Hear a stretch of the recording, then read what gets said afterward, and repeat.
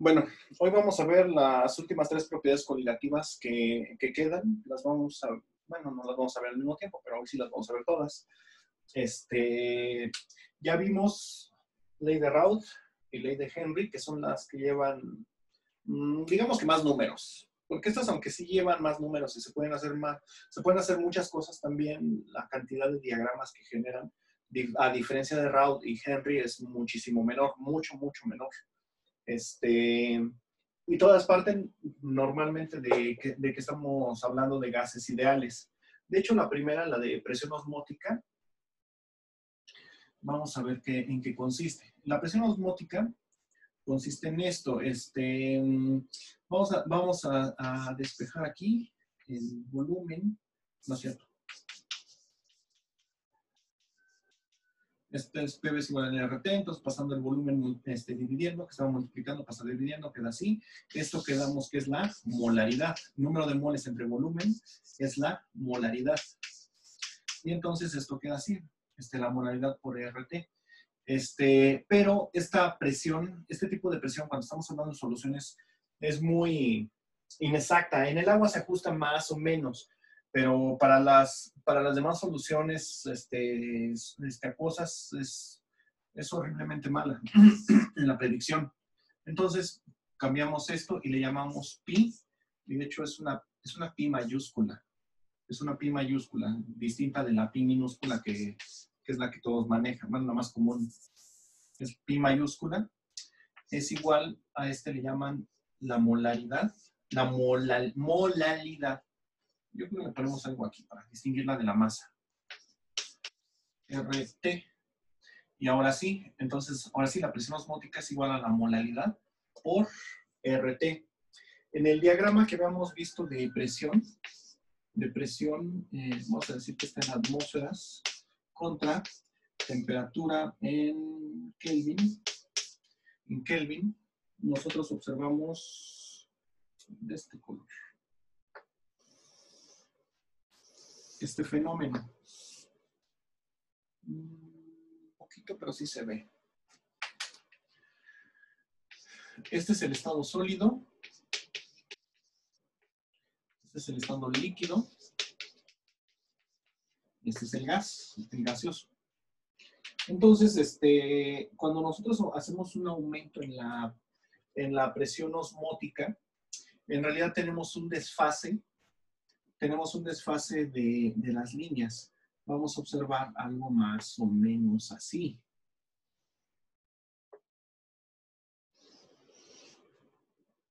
Más o menos así. Actúa en realidad como si se desfasara, no, bueno, sí, mejor como si se desfasara en realidad la presión, como si fuera la presión la que se desfasa nada más. Voy a volverlo a dibujar. Entonces, el diagrama está así. Entonces, si nosotros aumentamos la presión, ¿sí? Como si aumentaras la presión.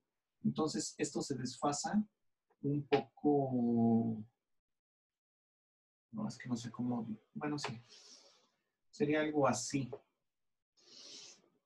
No, más para abajo. Algo así. O sea, hay una diferencia. Hay una diferencia entre el punto de congelación normal, entre el normal y el modificado. El normal y el modificado. O sea, lo que estás haciendo es extender el estado líquido. Y tienes dos efectos. Este es el descenso crioscópico. Descenso crioscópico. Y este es el aumento ebullioscópico. O sea, está aumentando la temperatura de ebullición. Y esto es gracias a que estás agregando algún soluto en una solución líquida. Y este cambio en la presión que estás generando, eso es la presión osmótica. Esa es la presión osmótica. Este cambio en la presión. Yo creo que ya han escuchado mucho de lo que es la presión osmótica.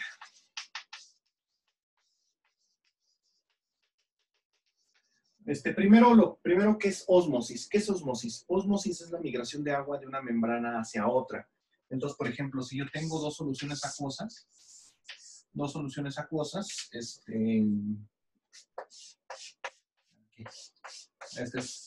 es el agua ahí medio que representada. Y tengo, por ejemplo, tengo salinidad, tengo mucha salinidad en esta. Y en la otra tengo muy poquita salinidad. Entonces, lo que va a hacer el agua es que va a migrar de donde hay menos hacia donde hay más. Esto a través de una membrana. Esto es una membrana. Esta es una membrana. Y a través de esa membrana va a poder pasar el agua.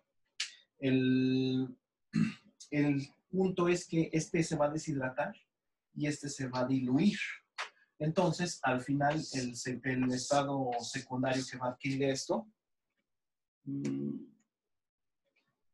es que esta solución se va a diluir y esta se va a concentrar.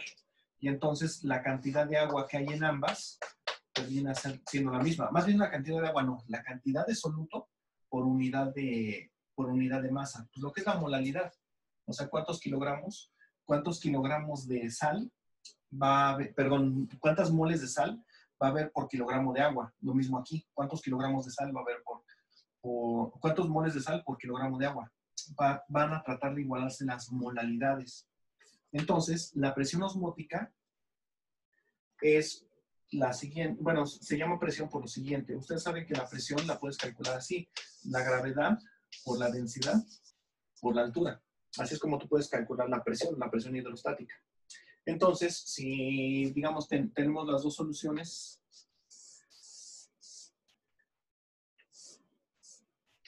tenemos aquí la membrana, ¿no? Todo esto está cerrado. Bueno, vamos a ponerlo así y este sistema está cerrado así. Entonces, si yo lleno con líquido, aquí, y entonces hay mucho soluto de este lado, y aquí hay poco. Entonces, el agua va a migrar en esta dirección, va a pasar por la membrana, va a pasar a esta dirección para que este se concentre y este se diluya. Pero, ¿qué pasa si aumento la presión aumentando la altura? La diferencia de altura que hay del nivel de aquí, esta está cerrada completamente, entonces esta diferencia de altura, esta es la altura que me calcula la presión que yo necesito para que deje de pasar el fluido de este lado hacia donde está más concentrado, del diluido hacia el concentrado, va a dejar de pasar. Entonces, esta presión que se necesita para detener la migración, esta se conoce como presión osmótica. Y la presión osmótica depende de la molalidad y de la temperatura. Así literalmente, entonces, como viene indicado, la presión osmótica es igual a la molalidad. ¿Qué tan concentrado está una sustancia por la temperatura y la constante de los gases? Pero entonces las únicas variables que tengo son estas. Y entonces a mayor temperatura, mayor presión osmótica, igual a mayor molalidad.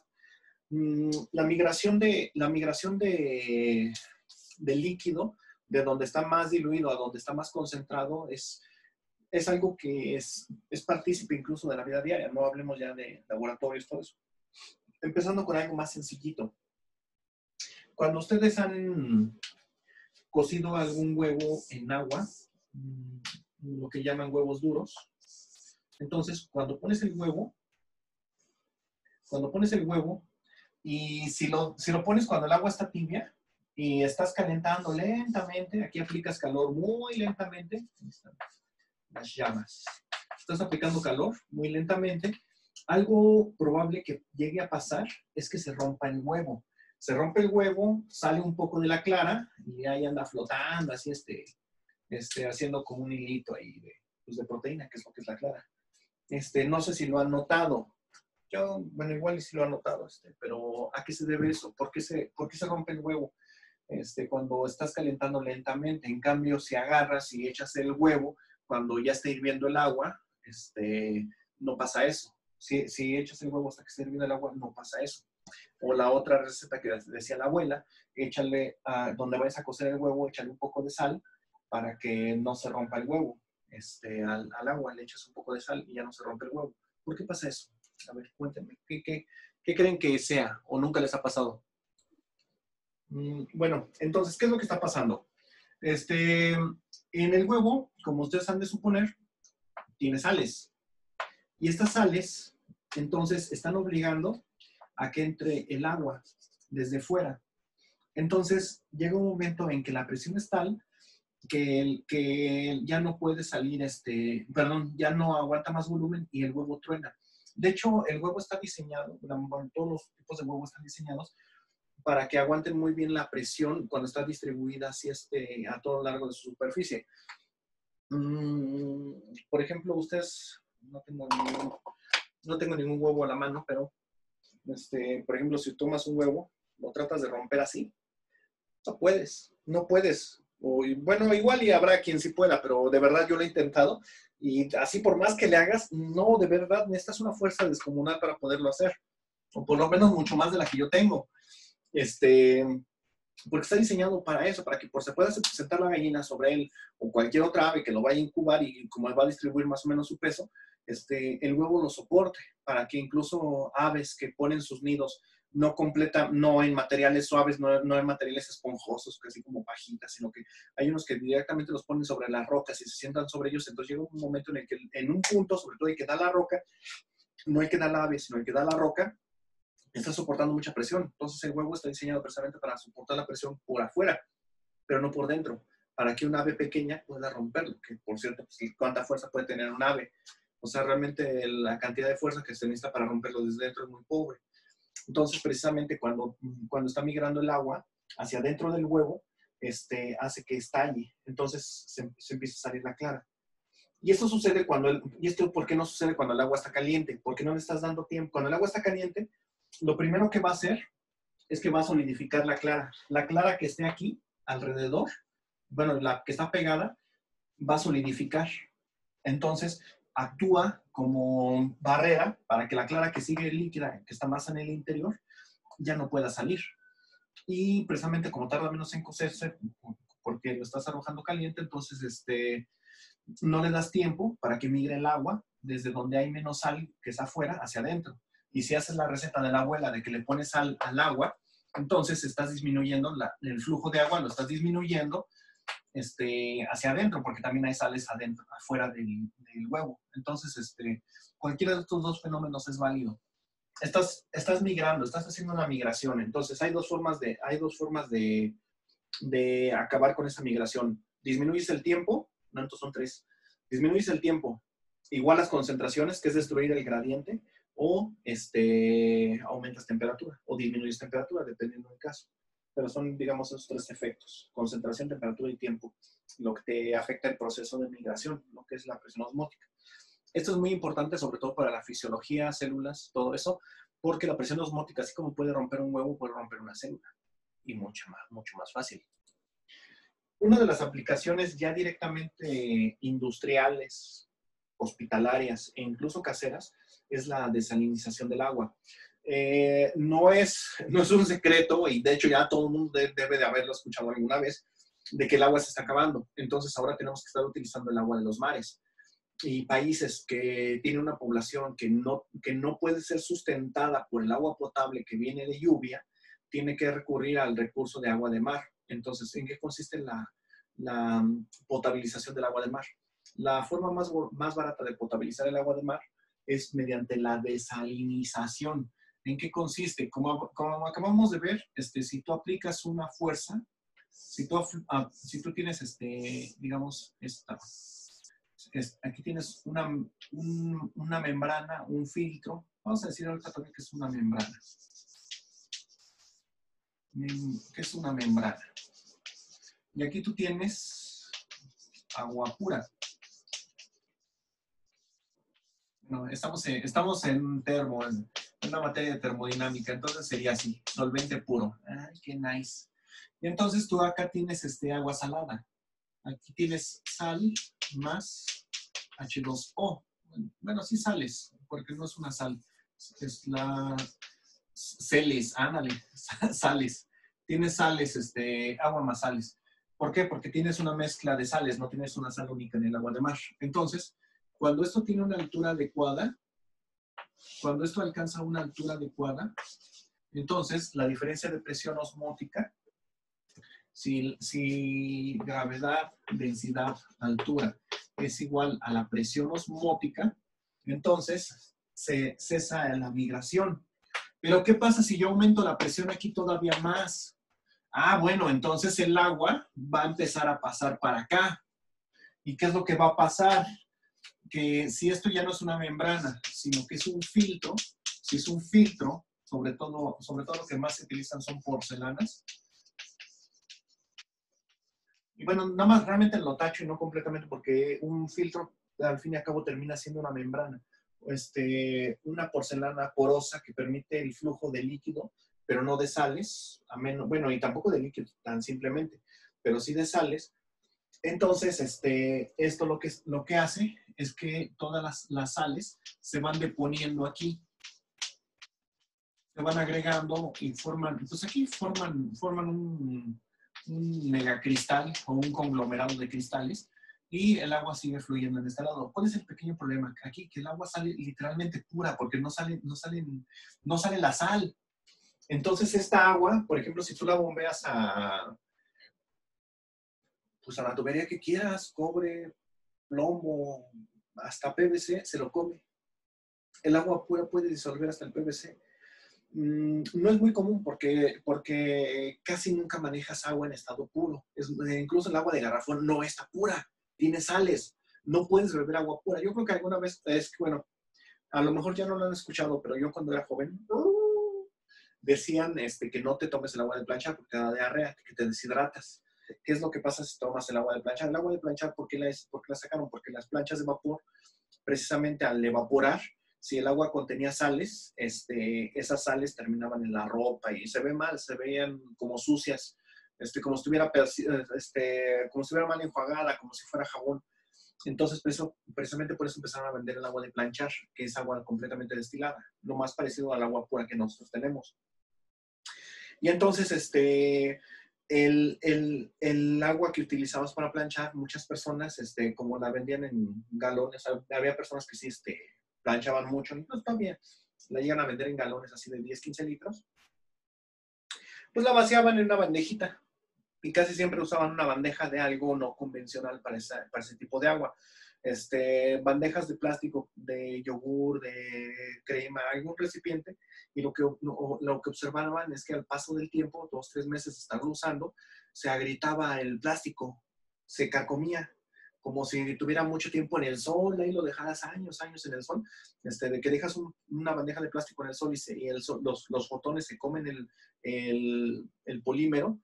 Lo mismo pasa con el agua, pero el agua no era por efecto fotónico, sino que el agua estaba disolviendo, pero el agua no disuelve completamente todo el polímero a la par, sino que disuelve la mayor parte de las sustancias que mantienen la estructura.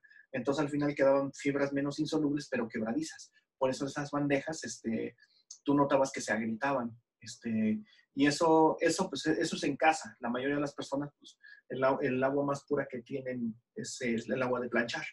Pero, por ejemplo, en los hospitales, ya cuando los ingenieros biomédicos ya están trabajando ya literalmente en un hospital, notan que los equipos que trabajan con esa agua que está muy pura, sobre todo si es metal, lo disuelve, lo termina disolviendo, aunque sea plomo fundido, con el paso del tiempo lo va disolviendo y entonces lo agujera, literalmente, aunque sea cobre, acero inoxidable, acero cromado, lo que sea, se lo va a comer el agua. Porque el agua es solvente, se lo disuelve como si fuera un ácido. Es que el agua es un ácido, literalmente. Y bueno, entonces, esto causa pues una impresión rara de por qué pasa esto. Pues es que es eso, el agua pura tiene la capacidad de disolver muchísimas cosas que el agua con pequeñas trazas de sal no. Entonces, a esta agua, cuando sale aquí, antes de pasarla a tuberías de cobre, para que no disuelva el cobre o el plomo o a lo que esté, lo que hacen es que le empiezan, de hecho, le tienen que ingresar pequeñas cantidades de bicarbonato. Le ingresan pequeñas cantidades de bicarbonato para que eviten que solubilicen metales. bicarbonato de sodio principalmente, o también le ponen un poquito de cloruro de sodio, pequeñísimas cantidades, no tanto como para que quede el agua salada, pero lo tienen que hacer para que no se coma el agua a las tuberías. Y esa es la manera en la que países que tienen muy poca agua pueden acceder a pues más bien a tener agua potable. Y estos sistemas incluso ya están en casa, porque hay lugares aquí, incluso en la Ciudad de México, que el agua es muy dura. El agua viene de pozos, entonces ya hay sistemas caseros de desalinización, precisamente porque hay personas que yo creo que sí les ha pasado a varios, de que lavan los trastes y si no los escurren bien, si queda como que de lado el traste, cuando se seca esa agua queda la manchita de sal alrededor. Tienen muchas sales, muchas sales. Hay unos filtros que son piedras cloradas. La piedra es, perdón, el filtro es prácticamente un precipitado de perclorato que se va liberando lentamente conforme tú le echas agua. Tan lentamente que dura, no sé, como 6 meses, 7 meses en disolverse, dependiendo de la cantidad de agua que le pongas. Y entonces, funciona por gravedad, no necesita nada de electricidad. Tú le agregas el agua, se va filtrando, se va clorando y entonces al final sale ¿cómo les explico? Tiene, la mayoría de los aparatos, de esos aparatos tienen esta forma. Aquí tú agregas el agua, tú agregas el agua, aquí tú pones un filtro, hay varios filtros, y entonces el agua sale de los filtros por aquí. Aquí hay otra serie de filtros, aquí están también los filtros clorados, y el agua cuando sale, de aquí ya la puedes servir. De aquí ya la puedes servir, y esta parte es cristalina para que veas que el agua está súper mega cristalina. Entonces hay personas que utilizan este tipo de filtros. Es muy bueno, porque aparte de que te ahorra mucho dinero, también estás utilizando pues agua salada. Es que no estamos diseñados para tomar agua de garrafón. El agua de garrafón tiene tan pocas sales que a la larga causa problemas también de otro tipo. Pero eso es tema de otro video. Entonces, el detalle es que como esta es agua más tipo de pozo, para la que fuimos diseñados fisiológicamente, o para la que evolucionamos, o como lo quieran llamar, esta agua pues tiene otro sabor. Ya ni siquiera estamos acostumbrados a ese sabor del agua, pero esta agua cuando tú la utilizas para otros fines, como para la cafetera, te la termina tapando por la cantidad inmensa de sales que tiene. Entre otras cosas, pero sí ya existen este tipo de sistemas para desalinizar el agua. También hay otro sistema que no solamente la potabiliza con cloro, sino precisamente la desaliniza, pero ese es mucho más alto para que la presión osmótica pase por una serie de capilares que permiten la desalinización, pero por pura gravedad. Pero eso son mucho más caros. Estos filtros son muy caros. Bueno, no sé ahorita qué tan caros sean, pero yo donde tenía conocimiento estaban arriba de los $1000, los más baratos.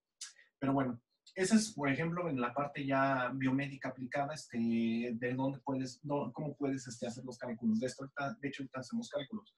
Pero, por ejemplo, ya hablando de la parte fisiológica, cuando tú tienes una célula, vamos a dibujar un lindo eritrocito. Señor eritrocito. El señor eritrocito lo vamos a poner en 3 soluciones.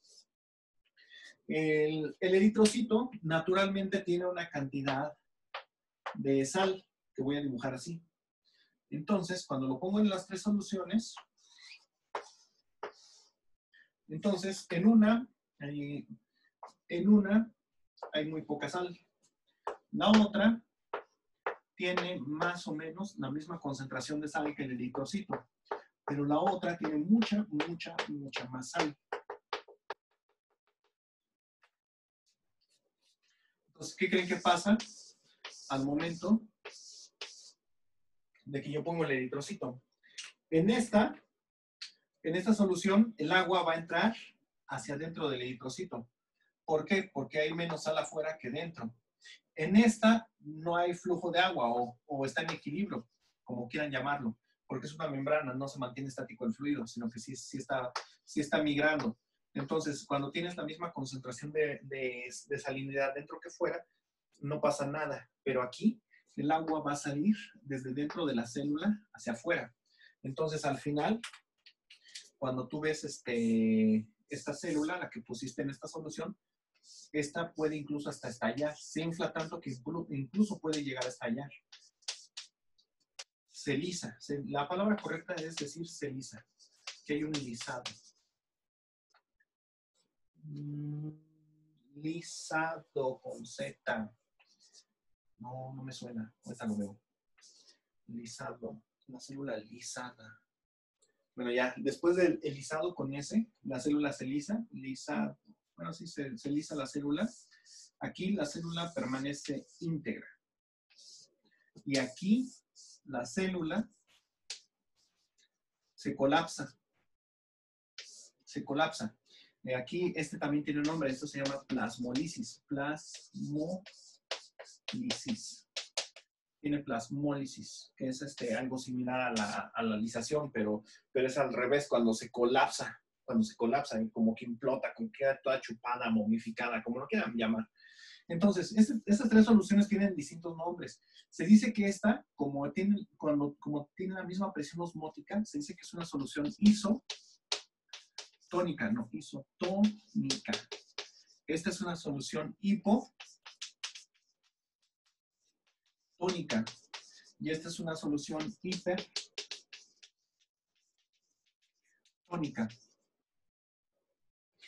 Y sí tiene varios efectos. Por ejemplo, ¿qué se requiere para que el agua sea grado inyectable? No puedes inyectarte cualquier tipo de agua. Si ya les dije que el agua pura disuelve metales, imagínense lo que le das a las células, no, pues las destroza completamente. Entonces, la lisis de las venas es un síndrome muy común en drogadictos cuando se inyectan en vena, aparte que se ven todos. Luego te das cuenta de que son drogadictos porque tienen toda la vena pinchada. También normalmente no se inyectan soluciones que tienen la salinidad correcta, sino casi siempre van mucho más diluidas. Y entonces las células de la vena están lisadas porque se inyectan soluciones hipotónicas. Y se ve así, se dice que se quema. El término más común, pero menos médico, es decir, se quema la vena. Se le quemaron las venas o algo así. O sea, y es que se llama así porque se generan, o sea, si tú inyectas agua que no es inyectable, sino que tiene una salinidad menor, se generan ampollas muy similares a las que generan una quemadura. O sea, que sí describes perfectamente con la terminología de la vena que se quema lo que pasa fisiológicamente. Ahora, el otro efecto es de la hipertonicidad, como es un fenómeno que lleva un poquito más de tiempo que se pueda dar la migración de agua, casi nunca notas la hipertonicidad cuando sucede vía venosa, casi no se nota, porque se va diluyendo. O sea, no se colapsa la vena ni nada. O sea, es otro tipo de mecanismo, pero también es dañino, pero el más común es este. Entonces el agua inyectable debe ser isotónica con el plasma sanguíneo, con el suero sanguíneo, con el suero sanguíneo es más correcto, porque es el que tiene la salinidad. Entonces, el diseño de bioelectrolitos que van directamente a vena, eso sí es importante para tener en cuenta. Vamos entonces a hacer un problema. Pues uno de estos y uno de estos otros. Ya nomás para tomar en consideración este tipo de problemas, aquí, esto representa una resistencia. Esto representa una resistencia. Esa resistencia se traduce en una caída de presión. Entonces, cuando tú quieres hacer migrar el agua, y cuando tú quieres hacer migrar el agua de aquí hacia abajo, entonces tienes que vencer dos tipos de presiones. La primera, la presión es la debida a la resistencia. El segundo tipo de presión es la presión osmótica. Pero también aquí tienes un serio problema. Al irse acumulando sales aquí, que por cierto van a precipitar, entre más filtrado hagas, más aumentas esta. Además de que también aquí hay otra cosa, la resistencia. Esa capa de sales que estás formando aquí también representa otra resistencia. Entonces, por eso periódicamente se tiene que hacer un cambio del filtro. Y de hecho, algunos que no hayan hecho esta instalación casera en su casa de desalinización han visto que tienes que retirar el filtro. Y curiosamente, obviamente, entre más sales tenga el agua que estás filtrando, más rápidamente se agota la vida media del filtro, porque hay un momento en el que la presión es tan alta que ya no alcanzas a filtrar. Pero bueno, entonces vamos a hacer primero uno de estos, uno fisiológico, y después hacemos uno de estos, uno de presión osmótica hidráulica. Ok, bueno, entonces haciendo un problema fisiológico vamos a hacer La concentración de sales en la sangre hacen que la presión osmótica de la sangre esté la presión osmótica está mal dicho. La osmolaridad de la sangre sea de 275 a 295 milimoles por kilogramo. Y suponiendo que esa molaridad única y exclusivamente se debe a la presencia de cloruro de sodio, entonces hay que calcular cuántos gramos de sal se necesitan para preparar 1 litro de solución fisiológica que tenga la misma osmolaridad de la sangre. Para ello necesitamos manejar la densidad del agua, que es de 994 kilogramos sobre metro cúbico, y el peso molecular del cloruro de sodio, que es de 58.44 gramos sobre mol. Y bueno, entonces, para hacer esto, nuevamente la molaridad, así como la molaridad son mol sobre litro, entonces la molaridad es igual a mol, pero ahora sobre kilogramo. Entonces, la molaridad es igual al número de moles de soluto sobre masa del solvente, que en este caso es agua. El número de moles, entonces la molaridad es igual al número de moles. Y el número de moles es igual a la masa. Yo creo que sí lo pongo, porque no voy a hacerlo. Estas son molal. Esto es molal. Y esta otra es masa. Lo pongo de otra forma. Bueno, no también es sencillo. Entonces, es la masa entre el peso molecular. Todo esto entre la masa del solvente. La masa del solvente la sacamos de la fórmula de la densidad es igual a masa sobre volumen. Entonces, de aquí sale que la masa, de aquí sacamos que la masa es igual a la densidad por el volumen. Densidad por volumen. Y lo sustituimos aquí. Densidad por volumen. Y bueno, entonces, ya nos proporciona la molaridad, tenemos la densidad, tenemos el volumen, tenemos el peso molecular, entonces despejamos la masa. Y entonces la masa, una M menos cursiva, la masa es igual a la molaridad, por la densidad, por el volumen, sí, por el peso molecular. Si no, pues ahorita vemos en las unidades. Entonces, la masa es igual a la molaridad, que es vamos a manejar un promedio. El promedio sería 285 milimol. O sea que sería 0.285 mol sobre kilogramo. Por la densidad del agua, que es de 994, 0.994 kilogramos por el litro. El peso molecular de la sal, 58 gramos sobre mol. Ahorita pongo es que no le pongo el otro para que quepa el agua, que es el volumen de 1 litro. Y entonces, kilo con kilo se anulan mol con mol, litro con litro, y ya nada más nos quedan, ¿qué? Gramos, y esas son las unidades de la masa. Vamos a poner la masa menos cursiva. La masa. Entonces, la masa es igual a 0.285 por 0.994 por 58.44 por 1.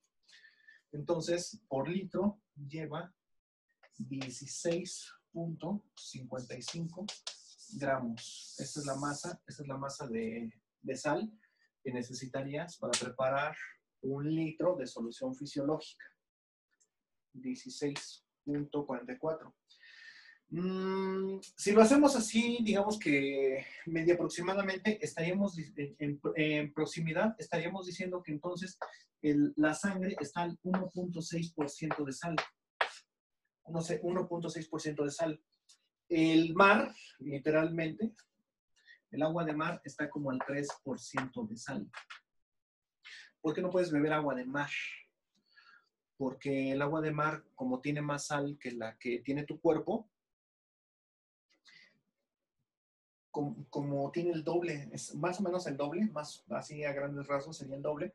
Entonces, por cada litro de agua por cada litro de agua de mar que llegaras a beber, tendrías que eliminar 2 litros de orina para que salga. Entonces, estarías perdiendo 1 litro de agua por cada litro de agua de mar que bebas. Entonces, pues, puedes morir deshidratado por beber agua de mar, porque el agua de mar tiene el doble de la concentración de la salinidad que tiene el cuerpo. Entonces, por eso es un problema beber agua de mar. Además que tu paladar no la soportaría, espero. Bueno, vamos a hacer el siguiente problema. Una bomba se utiliza para desalinizar agua de mar, la cual se hace pasar por un filtro cerámico que, como habíamos mencionado, solamente permite el paso del agua. Entonces, este filtro tiene una caída de presión considerable de 0.55 megapascales, mega, o sea, 10 elevado a la 6, o sea, 550,000 pascales te va a tirar la resistencia de la cerámica. Y entonces hay que calcular la presión mínima para que empiece a filtrar el agua. Vamos a suponer también que tienes una caída de presión del 20% entre las pérdidas del tramo y todo eso. Entonces, lo primero que hay que hacer para ver si no es despreciable comparada a la resistencia, la presión osmótica. Entonces, primero vamos a calcular la presión osmótica de la sal. Sí, entonces, tomando la sal que está contenida en el agua, es el agua de mar. El agua de mar está al 3.5% de sales. Entonces, si ustedes van a diseñar agua de mar para sus peces, entonces, por ejemplo, tendrías que agregar 3.5 gramos de sal por cada 100 mililitros que vayas a hacer para tu pecera. O por litro serían 35 gramos de NaCl por 1000 mililitros, o sea, por litro. 35 gramos, ya más multiplico por 10, queda así. Bueno, el chiste es que entonces, esta es la concentración que tenemos de sal en 1 litro de agua. Entonces, hay que calcular la presión osmótica. Entonces, la presión osmótica no nos dice el problema, pero vamos a poner una temperatura de 25 grados centígrados, porque no nos dice el problema. Entonces, vamos a decir que la presión osmótica es igual a la molaridad por RT. Entonces, la presión osmótica, que es mayúscula, no es minúscula, es mayúscula. Entonces, el número de moles, la molaridad es igual al número de moles entre la masa del solvente. Y no, esta no lleva eso. Entre la masa del solvente por RT, esto es igual, el número de moles es igual a la masa del NaCl entre el peso molecular del NaCl por la masa del agua, todo esto por RT. No, ya no se ve la parte de abajo. Entonces vamos a calcular la presión osmótica. Pues la presión osmótica es igual a la masa de la sal, 35 gramos de sal sobre el peso molecular, que es de 58, estos gramos de NaCl, 58 gramos de NaCl sobre mol de NaCl por la masa del agua contenida en 1 litro. Entonces son 994 gramos, o sea 0.994 kilogramos de agua. Todo esto por la temperatura, 25 grados centígrados son 298.15 Kelvin. Esa es la misma temperatura, 298.15 Kelvin. 298.15 Kelvin y ya nada más la R. La de 8.31. Ay, 8.31 joules. El joule, recordemos que sus unidades son newton por metro o kilogramo por metro cuadrado sobre segundo cuadrado. Entonces, 8.31 kilogramos, kilogramos, metro cuadrado, no cabe, metro cuadrado sobre segundo cuadrado por Kelvin sobre mol. No cabe. Oh. Bueno, entonces, ¿qué? Gramos de sal con gramos de sal. Los moles todavía, estos moles se van a anular con los moles de acá que no se alcanzan a ver, los moles de la R. Bueno, la R tiene un valor de 8.31, que serían kilogramos, metros cuadrados sobre segundo cuadrado son por ¿qué? Mol grado Kelvin. Estos moles van a ser entonces moles de sal, moles de NaCl. Y entonces estos moles de NaCl se van a anular con estos moles de NaCl. El Kelvin se va a anular con este Kelvin. Y creo que ya nada más. Entonces, procedemos. Entonces, pi es igual a otra calculadora. 8.31 por 298.15 por 35 entre 58.44 entre 0.994 nos da un valor de, bien poquito, 1492 kilogramos sobre metro segundo cuadrado. Estos son los pascales. Estos son los pascales. Bueno, entonces sí es despreciable la cantidad de sal. Bueno, la presión que me está aportando la sal del agua de mar comparada a la del filtro. Pues este es de 55,000. No, perdón, 550,000. Ese es 1,400. Entonces, de todos vamos a considerarla. Para que no se sienta que la discriminamos a la sal.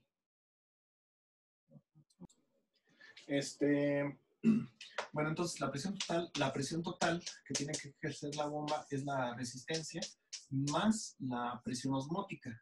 Entonces la presión de la resistencia es igual a 550,000 más la presión de la resistencia, la presión osmótica queda de 1,492. La vamos a redondear a 1,500 para que se vea un poquito más decente. Entonces la presión total es igual a 551,500 pascales. Como la mayoría no está acostumbrado a los pascales, entonces vamos a poner, bueno, falta más el 20%, o sea, por 1.2. La presión total que tenemos que aplicar es de 551,500 por 1.2, ya con el 20%, esto queda en 661,800 pascales. Y transformado a kilogramos sobre centímetro cuadrado, que es como trabajan la mayoría de los compresores, entonces dividimos entre 98,066.5, que es la equivalencia de pascales a kilogramos sobre centímetro cuadrado. Entonces la presión total entre 98,066.5 Esto es de, la presión es de 6.744 kilogramos sobre centímetro cuadrado. Esa es la presión que tiene que tener la bomba para iniciar el filtrado. No son presiones tan altísimas, pero sí son considerables. Entonces, con un filtro de porcelana y una bomba que te aplique esta presión, puedes empezar a desalinizar agua de mar sin ningún problema. Bueno, vamos a ver de manera más o menos rápida y a grosso modo la deducción de dónde sale el descenso creoscópico y el aumento ebullioscópico de las sustancias. Habíamos visto cuando vimos potencial químico que el potencial químico de una mezcla es igual al potencial químico de la sustancia pura, más RT por logaritmo natural del soluto. Este es el solvente y 2 es el soluto. Recordemos nuevamente que normalmente el soluto puede ser en estos casos líquido, gas o sólido. No hay ningún problema en ninguno de estos. Y debes de cumplir con esta proporción de que X1 más X2 te da la unidad. Y ya saben que X es, por ejemplo, si quiero sacar X1 es igual al número de moles de N1 sobre N1 más N2 y viceversa. X2 es igual a N2 más N1 más N2. Pero bueno, entonces, divido todo esto entre la temperatura quedando de esta manera. Ahora, entonces, ya dividí los potenciales entre la temperatura, quedando de esta manera. La temperatura aquí se anula. Entonces, ahora lo que procedo a hacer es derivar parcialmente. Hago la derivada parcial de esto con respecto a la temperatura. Con respecto a la temperatura.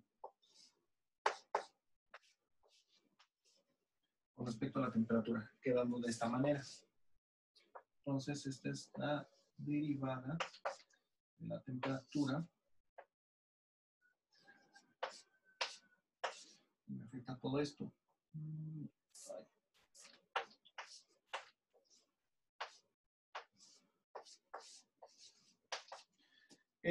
Que está sumando al otro lado lo paso restando. Queda del otro lado del igual así normal. Y recordemos que entonces esto, la derivada parcial del potencial químico entre la temperatura es bueno, perdón, la derivada parcial del potencial químico entre la temperatura, todo esto con respecto a la temperatura, es igual al delta H de cambio de estado por entre la temperatura al cuadrado, quedando de esta manera. Entonces ya lo podemos expresar de una manera un poquitito más simple, así. Entonces delta H no es el cambio de estado, sino el delta H de la solución.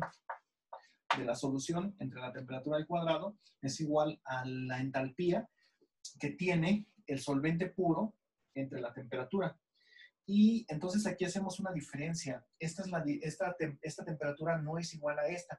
Esta temperatura es la temperatura a la cual sucede el cambio de estado de esta sustancia. Esta temperatura sí es la temperatura del solvente puro. Esta no. Entonces sí son diferentes.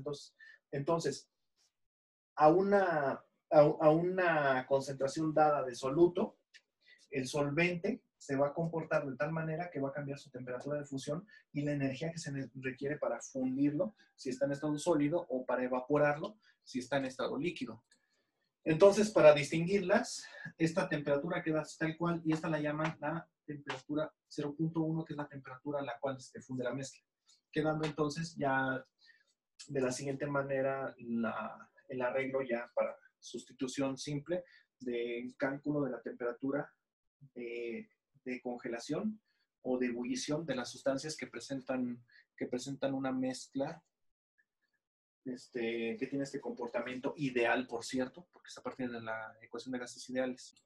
Y esta parte la habíamos visto de la ecuación de Clausius-Clapeyron. Cuando integramos la ecuación de Clausius, queda la temperatura al cuadrado, quedando de esta manera. Por eso es que queda así. Bueno, no voy a entrar con toda la deducción porque está medio complicada.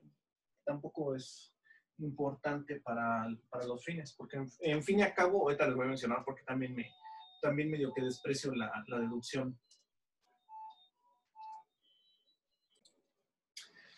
Bueno, entonces queda de la siguiente manera: transformamos el logaritmo natural que teníamos del x2 a la x1 con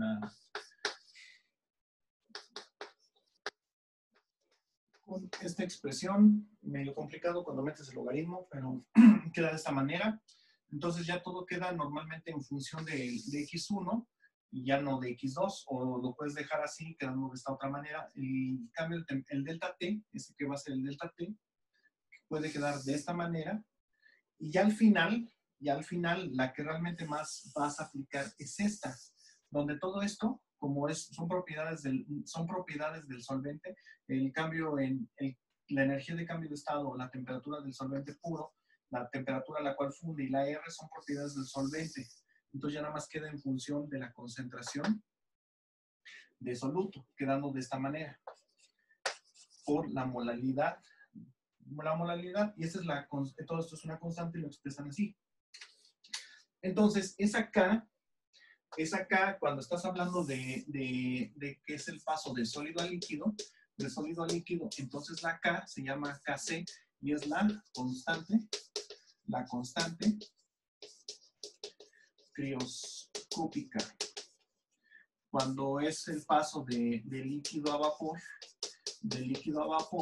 se llama Ke y es la constante bulloscópica. Y es la constante bulloscópica. Y bueno, muy bonito, muy elegante.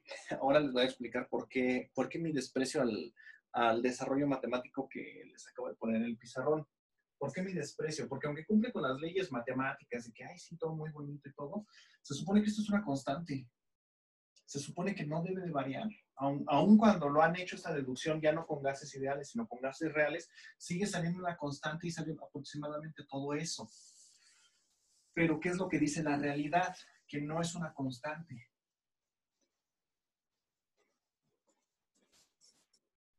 Por ejemplo,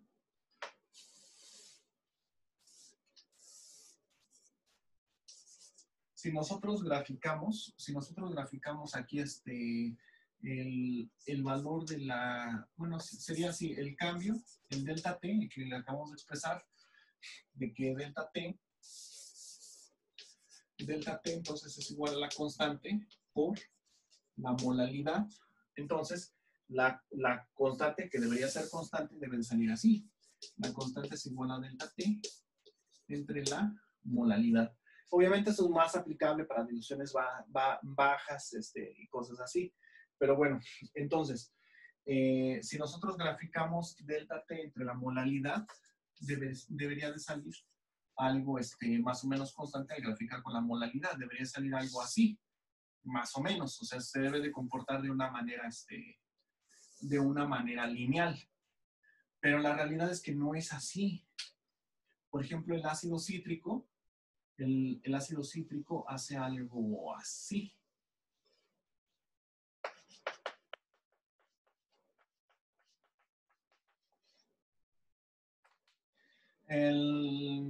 Muchas sales orgánicas hacen esto. Por ejemplo, los derivados de amoníaco, cloro de amonio y cosas así, tienen ese comportamiento. No necesariamente desde el mismo punto que el ácido cítrico, puede ser más arriba o más abajo. Hay otras que pues llegan a fluctuar, pero no mucho, o sea, dependiendo mucho de la sustancia, o sea, de constante no tiene nada de constante, por eso se maneja siempre a molaridades muy, muy bajas, para que nos estemos moviendo únicamente en un rango muy estrecho. Y esto aplica tanto para la congelación como para la evaporación. Esa es una. La otra que llega a suceder, que precisamente llega a haber un límite entre X1 y X2, porque nuevamente X2 es el soluto. Pero si aumentamos mucho la concentración de X2, llega un momento en el que es el solvente. Entonces, si nosotros graficamos, por ejemplo, la temperatura, no va a estar a escala, la temperatura contra la concentración más abajo. No, tengo que bajar la cámara. La temperatura contra concentración de sal. Entonces, si yo grafico temperatura contra concentración de sal, aquí, por ejemplo, bueno, sí, aquí serían 0 grados centígrados. El agua pura congela a 0 grados centígrados y conforme empiezo a aumentar la concentración de sal, pues disminuye el punto de fusión del agua, lo cual se predice perfectamente con la fórmula de delta T es igual a la constante microscópica por la molalidad de la sal. Perfecto. Entonces, entre más aumente la concentración de sal, más se va a batir el punto de congelación. Pero resulta que llega un momento en el que ya no estoy agregando sal al agua, estoy agregando agua a la sal. Y la sal funde aproximadamente a 800 grados centígrados. Y entonces tengo esto. Llega un momento en el que estoy agregándole agua a la sal. Y entonces todas las sustancias tienen esto. Este punto, que es el punto más bajo, que es el punto de congelación, a esto se le llama punto eutectico. Y se encuentra aproximadamente a los 23 gramos, bueno, 23% de sal. Y también es como a los menos 21 grados centígrados. Como a los menos 21 grados centígrados sucede eso. Y tampoco sucede lo mismo, porque si nada más dependiera de la molalidad, debería suceder más o menos algo similar con todas las sustancias. Y la realidad es que no. Tan solo nada más hablando del agua, tomando en cuenta únicamente las propiedades del solvente.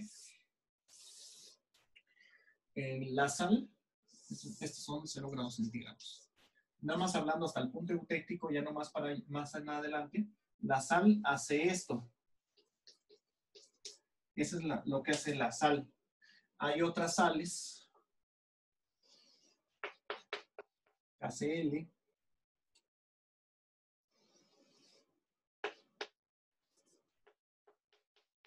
fluoruro de litio. La del fluoruro de litio es así como que también hace esto y luego se mantiene acá y luego ya se empieza a subir. O sea, esa sí está muy rara. No sé, bueno, los alcoholes sí son más normales. Los alcoholes, por ejemplo, el etanol, este es, digamos, al 100%. El etanol congela aproximadamente a 100 grados centígrados bajo cero. Entonces, el etanol sí tiene un momento en el que se comporta prácticamente así. O sea, realmente no tiene punto eutéctico el etanol. El etanol no tiene un punto eutéctico verdadero porque disminuye casi linealmente, aunque sí funciona como anticongelante. Lo mismo sucede con algunos otros alcoholes y polialcoholes. Entonces, muy bonita la deducción matemática, perfecta para llenar 3 páginas del libro, pero la realidad es que aplica muy poco. Entonces, es preferible, más bien lo que se hace es evaluar de manera experimental el valor de la constante para hacer problemas ya directamente en la sustitución, obviamente a molaridades bajas. ¿Ya? Bueno, esta es una tabla que contiene solamente unos pocos valores de muchas sustancias que existen para estudiar este tipo de problemas, en las cuales vemos que, por ejemplo, el agua que congela a 0 grados centígrados tiene una constante microscópica de 1.86, una temperatura de ebullición de 100 grados centígrados y una constante bulloscópica de 0.51. El benceno tiene esta temperatura de congelación, su constante crioscópica y bulloscópica. El camfor también. Algo que quiero que noten es que la constante crioscópica siempre es mayor que la bulloscópica, y aquí está bárbaramente mayor, o sea, de 39.7 a 5.6 para el alcanfor. O sea, es muy alta, pero normalmente siempre es mayor. No hay una regla de esta tiene que ser 3 veces más alta que esta, no hay. Pero bueno. Entonces vamos a resolver un problema sencillito ya nada más para terminar. Continuamos la siguiente clase. Calcular el peso molecular de una sustancia que ocasiona un delta T igual con menos 0.58 grados centígrados en agua, para que congele, o sea, un descenso crioscópico. Bueno, sí, descenso crioscópico, un descenso crioscópico, un descenso crioscópico, y la masa de la sustancia que se pesó fue de 0.72 gramos. 0.72 gramos, algo así. Entonces, con esto podemos conocer el peso molecular aproximado, muy bueno, de alguna sustancia que desconozcamos. La agregamos al agua, congelamos al agua y vemos a qué temperatura congela el agua. Y en base a esa temperatura, ese descenso crioscópico que presenta el agua, tú puedes saber el peso molecular de dicha sustancia. De hecho, así fue como se predijo por primera vez la estructura molecular del peróxido de hidrógeno. Ya se tenía el peso molecular gracias al descenso crioscópico, porque el agua oxigenada ocasiona que el agua congele obviamente a un punto menor de congelación que el agua normal. Y bueno, entonces, ya nada más sustituyendo, tenemos que entonces el delta T es igual a la constante crioscópica por la molaridad. Sí, cierto, no les dije en cuánta agua. Vamos a decir que fue en 830 gramos de agua. Si necesitamos la masa del agua, 830 gramos de agua. Entonces, ya tenemos esta y tenemos esta. Entonces, despejamos la molaridad. Entonces, la molaridad es igual al delta T entre la constante crioscópica. Y esto es igual a menos 0.58 entre, bueno, ya sin el signo porque es un descenso, entre Kc, que es 1.86 del agua. Y esto nos da de 0.58 entre 1.86. 0.311. 0.311. Y esto es igual a la molaridad, entonces. Es igual a la molaridad. Entonces, la molaridad es el número de moles sobre la masa del solvente. Y esto es igual a la masa del soluto, sobre el peso molecular del soluto por la masa del solvente, que en este caso fue agua. Entonces, despejando el peso molecular, pasa multiplicando y la masa pasa dividiendo.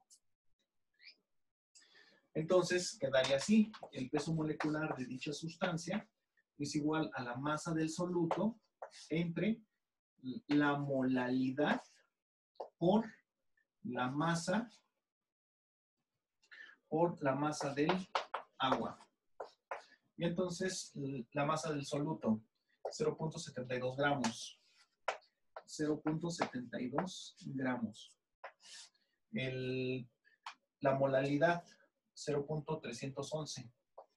0.311.